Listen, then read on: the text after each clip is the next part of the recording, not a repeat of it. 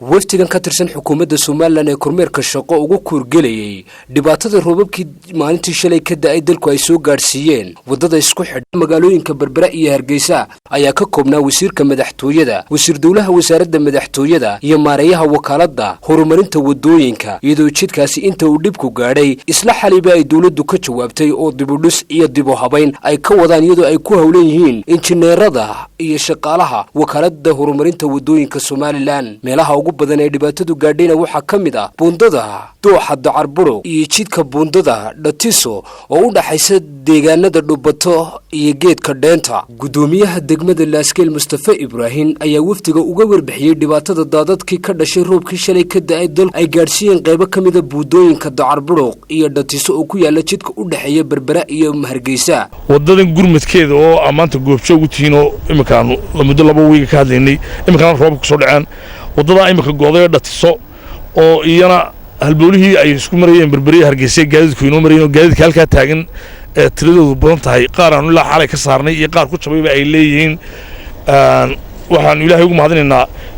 dhawaaqii aanu dhawaaqnay oo ka soo ajiibteen oo soo gaarsiisay dadka ku cusub wasaaradaha maareeyaha wakaaladda horumarinta wadooyinka Soomaaliland Xasan Cali Cusmaan ayaa si qoto dheer uga warbixiyay dadaalada xukuumaddu ka gashay dhismaha iyo dayactirka wadooyinka dalka isagoo maareeyuhu hoosta ka xariiqay in jidka dhibaatada roobabku ay soo gaarsiiyeen xukuumaddu ay si degdeg ah uga jawaabtay isla maantana gacanta lagu hayo dib u dhiska iyo dayactirka jidkaas mudana wasiir wadada arkayso runtii 2 sano u dambeeyay gacanta kama aanan qaadin laakiin nasiib daro mar walba waxaan ugu soo baxaa waxaanan runtii ku xisaabtamin shaqadii aanu haynay warwarkeeda ku jirayna runtii iyo qorsheynteedana way noo socotaa waanan bilaabaynaa sida ugu dhaqsaha badan hadii la hay'admo wax alla wixii aan ka qaban karaynay imkaaniyaadkeena inaanu sida ugu dhaqsaha badan lagu qabano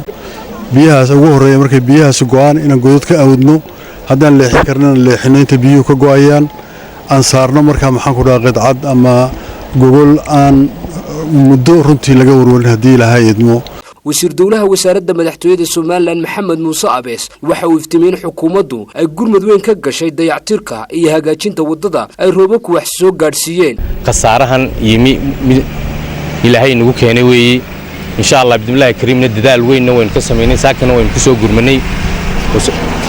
wasaaradda madaxtooyada way tiin wasiirkeedii wasiir dawlaheedii Ilaahay adii wadooyinku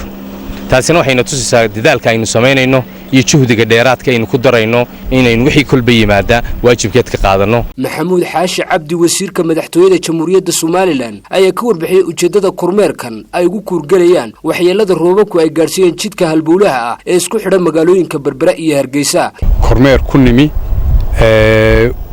tabaalaha iyo dhaawacyada soo gaadhay jidadkii iyo wadooyinkii gaar ahaan magaaladan aynu joognay Dacarburo iyo muxuu ahaayay iyo Dhatiso oo iyadana dhaawac weyn soo gaadhay oo roobkii keeneen Ilaahay baa subxaanahu wa ta'aala ku mahadsan barwaaqada iyo bashbashka weyn siiyay muddo yar ka horba waxaynu ka cabanaynaa abaar bini'aadam baynu nahay itaal daran bulshada Soomaaliland gaar ahaan dadka gaadiidka wada waxaan leeyahay dadkaasi had iyo jeer si mas'uuliyad darrag ah baa qaarkood ma dhamaantood qaarkood wadooyinka u maraan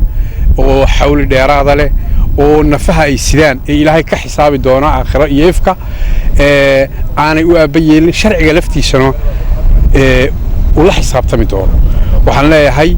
nafaha sidaan ee mas'uulka ka tihiin u tura geesta kale wasiirka madaxtooyada Maxamuud Xaashi Cabdi waxa uu fariin u diray shacbiga reer Soomaaliland ee ku nool deegaanada xeebaha iyo biyo mareenada inay ka fogaadaan xilliyada isbedelka cimilada iyo xilliyada ay roobabku da'ayaan si aanay dhibaato uga kulmin biyahaas dhinaca xeebaha waxaa la sheegayaa